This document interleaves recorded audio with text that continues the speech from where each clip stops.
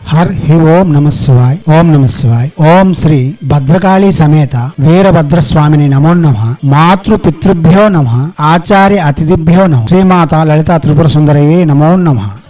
శివశక్తి స్వరూపులారా, ఇప్పుడు మనము అతి రహస్యవంతమైన సంపదలను చేకూర్చగలిగిన, సకల శ్రేయస్సులను చేకూర్చిన, భౌతిక ఆనందము, ఆర్థిక శ్రేయస్సు, సకల విజయములు చేకూర్చేందుకు మహాశక్తివంతమైన రహస్య తంత్ర సాధనం ఒకటి మీ ముందుకు తెస్తుంది. రత్నశ్రీ హిందూ సేవా సమాజ్ స్వర్ణరేఖ యక్షిణి మంత్ర సాధన అన్నది మలయాళ సాంప్రదాయంలో ఎక్కువగా పాటిస్తూ ఉంటారు. ఇది ఆకస్మిక ధన ఆకర్షణకు, ఆకస్మిక ధన లాభమునకు, నిధి నిక్షేపములు దొరికిన తర్వాత అవి మనకు అనుభవించే యోగ్యతను కల్పించేందుకు చాలా వరకు ఉపకరిస్తుంది. ఈ స్వర్ణరేఖ యక్షిని సాధన చేయాలనుకునే వాళ్ళు రెండు రకాలుగా చేయవచ్చు. ఒకటి, ఊరికి ఉత్తరాన మర్రి చెట్టు ఉంటే ఆ చెట్టు మొదట్లో కూర్చొని ఆ ప్రాంతమంతా సుగంధ పరిమళములతో వెదజల్లి అక్కడ దేవతకు తెల్లని పాయసము మరియు మిఠాయి కిల్లి అనగా తాంబూలమును, సుగంధ భరితమైన తాంబూలమును సమర్పణ చేసి 22 రోజులు రోజుకి 21 మాల చొప్పున జపం చేయాలి. అలా చేసి స్వర్ణరేఖ యక్షిని ప్రసన్నం చేసుకోవచ్చు, లేక ఆమె యొక్క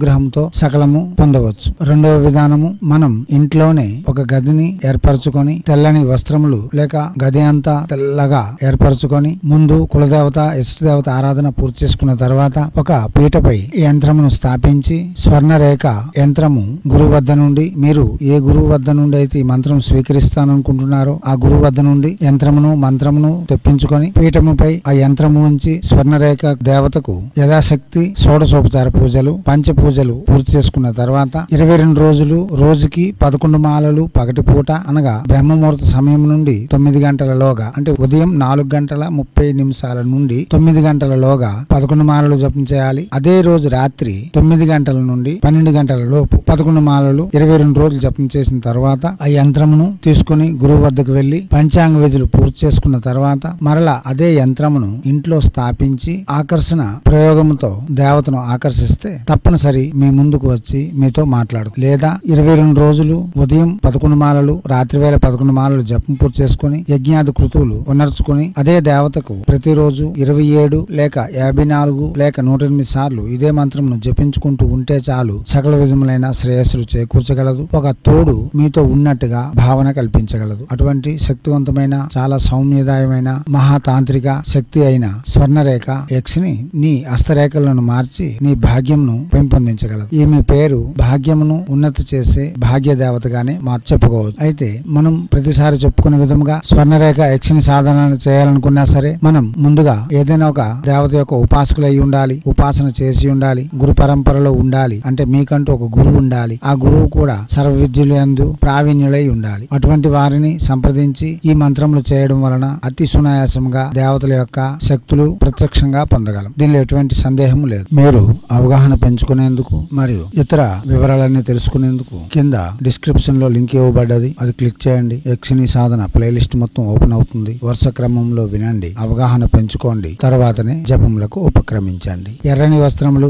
గులాబీ రంగు వస్త్రములు, పసుపు వస్త్రములు శ్రేయోదాయకము. తూర్పు ఉత్తర అభిముఖములుగా కూర్చొని జపం చేయవచ్చు. ఏ గదినైతే మనం ఏర్పరచుకుని ఉన్నామో ఆ గదిలోనికి ఎవ్వరు కూడా పాదం మోపకూడదు. మీరు కూడా శుచి శుభ్రతలతో ఉన్నప్పుడే ఆ గదిలోనికి వెళ్ళాలి. ఎటువంటి పరిస్థితుల్లో కూడా ఆ గదిని అపవిత్రం చేయకూడదు. మంత్ర జపం చేస్తున్నంతసేపు భార్యతో ధార్మిక సంసారమే చేయాలి తప్ప పరస్త్రీ ఏడ చూడడం కూడా దోషమనే భావిస్తుంది ఈ దేవత. కాబట్టి మన హైందవ సనాతన ధర్మంలో వస్తున్న విధానాలన్నీ పాటిస్తూ ప్రత్యక్షంగా మంత్ర జపం చేసుకోవచ్చు. మీరు ఇంట్లోనూ కూడా పెరుగన్నము పంచదారతో కలిపి ప్రసాదం నివేదన చేస్తూ తీపి సుగంధము కలిగి ఉన్న తాంబూలం దేశీ ఆకులతో చేయబడు అనగా పన్నపత్రు అంటాం కదా, తమలపాకులు, దేశీ తమలపాకులు, బంగాళ తమలపాకులు పనికిరావు. ఇక్కడ దేశీ అంటే పల్చగా ఉంటాయి, పొడవుగా ఉంటాయి. బంగాళ అంటే గుండ్రంగా ఉంటాయి, దలసరగా ఉంటాయి. బంగాళ తాంబూలము అనగా తమలపాకు ఈ దేవతకు పనికిరాదు. దివ్యాత్మ స్వరూపులారా, అవగాహన పెంచుకునేందుకు మాతో ప్రత్యక్షంగా సంప్రదించండి. ముందు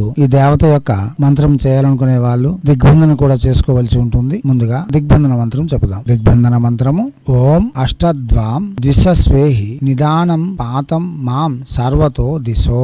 మంత్రం మరోసారి ఓం అష్టద్వాం దిశస్వేహి నిదానం పాతం మాం సర్వతో దిశో. మంత్రం మరోసారి ఓం అష్టద్వాం దిశస్వేహి నిదానం పాతం మాం సర్వతో దిశో. మనం ఈ మంత్రము ముందుగా చెప్పే విధముగానే చాలా ప్రసంగంలో చెప్పి ఉన్నాం. అదే ప్రకారంగా ముందు పీఠ మధ్యమున స్వర్ణరేఖ యక్షిణిని యథాశక్తి పూజించి తరువాత ఈ మంత్రము 3 సార్లు తూర్పు వైపు, 3 సార్లు ఆగ్నేయం వైపు, 3 సార్లు దక్షిణ వైపు, ఇలా వరుస క్రమంలో తూర్పు, ఆగ్నేయము, దక్షిణ, నైరుతి, పశ్చిమము, వాయువ్యము, ఉత్తర, ఈశాన్యము ఇలా 3 సార్లు ఈ మంత్రం చెబుతూ అక్షతలు చల్లుతూ మరి 3 సార్లు మంత్రం చెప్పి మీదకు చల్లి ఊర్ధ్వే అని చెప్పి మరి 3 సార్లు మంత్రం చెప్పి అక్షతలు వేసి అదోహో అని చెప్పి మరలా దేవతకు మూల మంత్రంతో అనగా ఇప్పుడు మనం జపించవలసిన మంత్రంతో 11 సార్లు పూజించి తర్వాత కుడి చేతితో నీళ్లు పట్టుకొని దిగ్బంధన మంత్రమును 11 సార్లు చెప్పి ఆ నీళ్లను మన వంటిపై వేసుకొని తర్వాత జపమునకు ఉపక్రమించవలసి ఉంటుంది. రక్తచందన మాల, గులాబీ పూలతో పూజ మరియు సుగంధ ద్రవ్యములతో పూజలు చేస్తూ తీయని పదార్థములు ప్రసాదముగా నివేదన చేస్తూ శుచి శుభ్రతలు పాటిస్తూ ఈ మంత్రము జపం చేసుకోవచ్చు. ఈ మంత్రము పూర్తి చేసుకున్న తర్వాత భార్యతో గాని లేక తగిన సహచారినితో గాని నవతంత్ర యోగము చేసి స్వర్ణము కూడా పండించవచ్చు. అదృష్టమును మార్చి రేఖలను భాగ్యవంతముగా చేసే స్వర్ణరేఖాదేవి సకలము మనకు సిద్ధింపజేయగలదు. దివ్యాత్మ స్వరూపులారా, ఇప్పుడు మంత్రము ఓం హ్రాం హ్రీం హ్రూం రహ స్వర్ణరేఖ యక్షిణే క్లీం స్వాహ.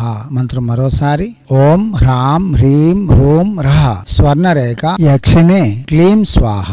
మంత్రం మరోసారి ఓం హ్రాం హ్రీం హ్రూం రహ స్వర్ణరేఖ యక్షిణే క్లీం స్వాహ.